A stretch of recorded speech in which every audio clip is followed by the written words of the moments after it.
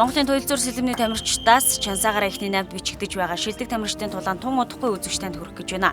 Монгол телевиз Монголын туял зуур сэлэмний холбоотой хамтран энэхүү шилдэг тамирчдын тулааныг зохион байгуулж байгаа бөгөөд анх удаа телевизийн студид шилдэг 8 тулаан болох юм а.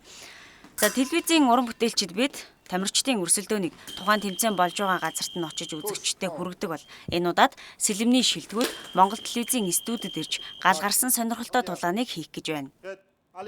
Намайг Батцуурын Бат Төмөр гэдэг туял зуур сэлмээр хичээлээ 4 жил болж байна. Би миний эхний тулалдах тамирчин бол Базарсад.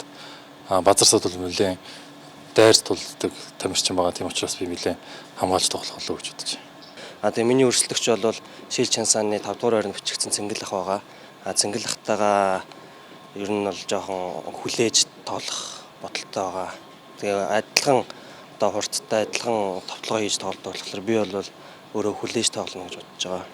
Бүх Олимпийн наадмын хөтөлбөрт багтсан туял зуур сэлэмний спортын Монголын шилдэг тамирчдын тулааныг үзэгч та бүхэн энэ сарын 23-24-нд Монгол телевизийн татгууч нэвтрүүлгээр хүлээн авч үзэх боломжтой.